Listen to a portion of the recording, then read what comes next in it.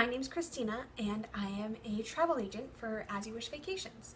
So I specialize in Disney, but I can book any vacation destination around the world. This video series is focusing on Walt Disney World, and we're going to be talking about dining today. So the past few weeks we've been discussing accommodation options. We've talked about the different steps to planning a Disney vacation. Well, this is the next step in the planning process. You've booked, you figured out where you're going to stay, now you have to figure out where you want to eat. This is my favorite part of a Disney vacation. There are so many fantastic food options at the Walt Disney World Resort. It's so hard to decide where you want to eat. I am determined to try all of the different restaurants, but it's so hard because I have my favorites and I want to keep going back to them. Anyway, it's the hardest decision I have to make, and we're hopefully going to make it a little bit easier for you. So the next few weeks we're going to talk about the dining plan, we're going to talk about character dining, we're going to talk about hard to get dining reservations, and then I'm going to go into every single dining option available. This week is just going to be a brief overview. We're going to tell you the basics about Disney dining. So many of us remember going to Walt Disney World as kids, and we were able to walk onto our favorite attraction and go on it over and over again, sometimes without even getting off. And then we remember just walking up to a restaurant that we wanted to eat at and being able to go in, maybe a little bit of a wait, but being able to eat there and get served. This isn't the case anymore. There are still a few hidden gems that you can get same-day reservations at. For the most part, Disney restaurants require reservations months in advance. Dining reservations open for booking 180 days in advance. If you've booked beyond that 180-day window, you cannot make Disney dining reservations until 180 days before your vacation. So in Disney World terms, dining reservations are called advanced dining reservations, or ADRs. So I'll be talking a lot about ADRs this episode and then for the next few episodes as well. So if you're staying at a Walt Disney World resort, you're able to make your dining reservations at the 180-day mark of your first day for the length of your vacation. That's up to 10 days. If you're staying more than 10 days, lucky you, you're going to have to call again 10 days later. If you are staying off-site, you have to call each individual day at the 180 mark. Now, I don't want you to panic and think that every reservation needs to be booked exactly 180 days in advance. There are a few that if they are important to you, you want to make sure you're booking your vacation early so that you can get into those places. They do book up on the first day. If you're flexible and diligent, you might be able to get into some of them, but it's very, very rare that you'll see exactly what you want to, exactly the times that you want on the days that you want if you're not booking those at a 180-day mark. And again, that's just 5 or 6 different restaurants that are very, very popular. So one of the reasons you might be able to snag one of those hard to get reservations is people cancel. We'll see a lot of cancellations at the time that people make fast passes. Once they have those fast passes booked, they have a better understanding of when they're going to want to eat. So you'll see a lot of those at the 60-day mark and at the 30-day mark. You'll also see a lot of cancellations when final payment is due. There is a cancellation policy. So there was a lot, Disney had a big issue with people making multiple reservations and not showing up to 1 or 2 of them. In order to avoid this, they started charging for no-shows.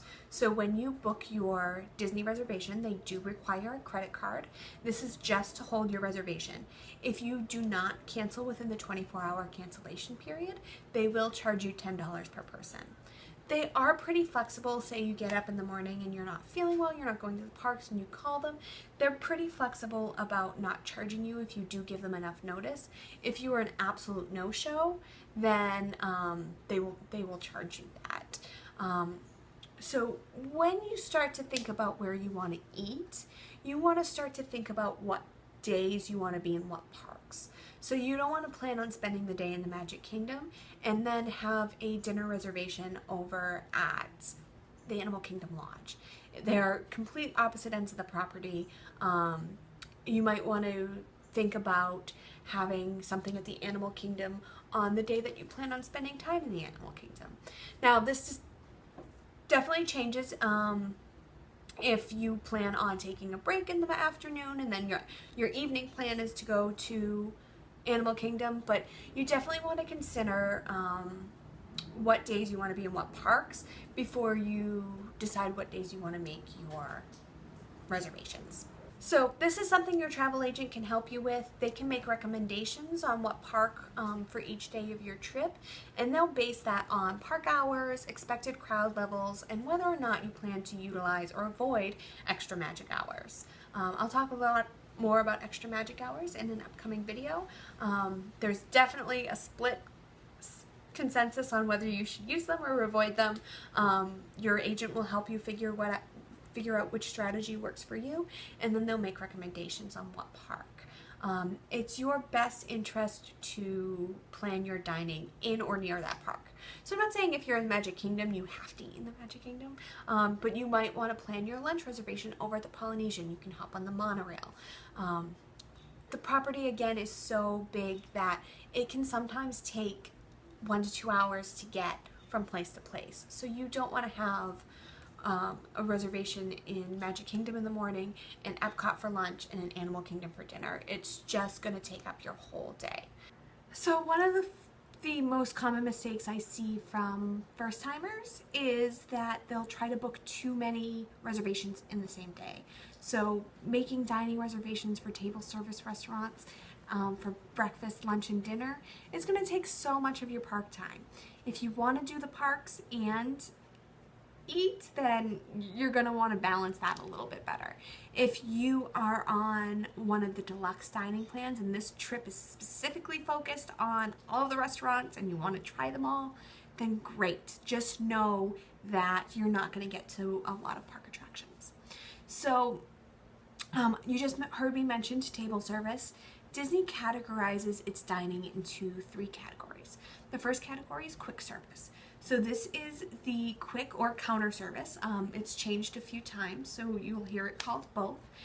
So counter service is when you walk into a restaurant, you see the menu up above, you order at the counter, and then you wait and you pick up your food at the counter, and then you go sit down. So that's a kind of like a fast food restaurant.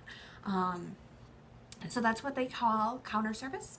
And then you have table service. Table service is more of a traditional restaurant. So you will walk in, you'll check in with a hostess. The hostess will seat you. These are the ones that you need reservations for. So they'll seat you. A waiter will come over, take your order, etc., etc. I mean, you guys have all been to restaurants, so you know. But so that's the difference between counter service and table service. This is important to know if you are on the Disney dining plan. So next week, I'm going to talk a lot more about the different options on the Disney dining plan and whether or not I think it's worth it. So one other thing I want to point out in terms of categories is that there's also the signature dining category. This is the high-end dining and dinner shows, and those will require 2 table service credits if you are on the Disney dining plan. So this is the Hoop-Dee-Doo Review. This is California Grill, which is a very high-end restaurant in the Contemporary. They all require 2, so we'll talk a little bit more about that next week. So again, there's a huge hype around making dining reservations. If you want to eat in Cinderella's castle at a certain time, if you have a large party, if you have your heart set on one restaurant in particular and your vacation will be ruined if you don't get there, those are the times that you want to make reservations 180 days in advance. Otherwise, if you're flexible, if you're diligent, you can usually get close to what you want. So don't rush, don't worry about those dining reservations. So some of the more popular character dining, those do book up. That's something that you want to think about. If you haven't experienced character dining is usually a buffet, and it has Disney characters walking around. So they have different themes. So there's princess dining. Those are definitely the most popular. There's Mickey and Friends. There's quite a few of those. So if you don't get into the one that you want, there's great options for other locations. There's Winnie the Pooh. There's, my favorite has Mary Poppins and Alice in Wonderland. All sorts of dining. There's a brand new dining that has couples, so it has Flynn and Rapunzel and Ariel and Eric, so that one should be a lot of fun. Those are the more popular ones that you do want to make reservations for far in advance, as well as some others, but again, we'll talk about those in a series we have coming up on popular dining. So those are considered table service. Also in table service are family style. So Whispering Canyon has family style. Ohana, which is my absolute favorite restaurant on property, has family style. So you want to look into some of those. Those are usually set prices.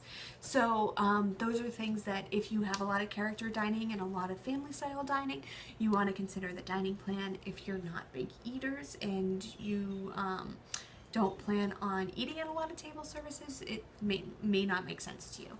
Again, I'll talk about this next week. We'll get a little bit further into it. You'll get a little bit more on my opinion. You can book ADRs online on My Disney Experience or by phone. This is one of the services you get for booking through travel agents. This is one of the services you get when booking through a travel agent. Remember, it's completely free. You just have to book through them. They get paid by Disney. No extra cost to you. It's not added into your package. You'll get the same price booking through Disney as you would through a travel agent. Plus, this is one of the services you get. So you wouldn't get the service if you book through Disney. Don't forget that they do have that cancellation hold, $10 per person if you don't cancel within 24 hours. There are a few places like Cinderella's Royal Table, which is the most popular dining reservation. That's a character dining experience in the castle. That does require full payment at the time of booking. So your travel agent will know all of those dining experiences that require booking in advance. So when you're ready to book your vacation, make sure you contact a travel agent. You can contact me. I'm Christina at AYW Vacations. You can go to aywvacations.com and see some of the other great agents I work with if you don't think you and I would be a good fit. And follow me on Instagram, Twitter, Facebook. I'm at AYW Christina. That's where I put all sorts of promotions, tips and tricks, and I have a lot of information about other travel destinations in addition to Disney. Thank you guys all for watching. Don't forget to subscribe to my channel, and as always, I hope your vacations are exactly as you wish.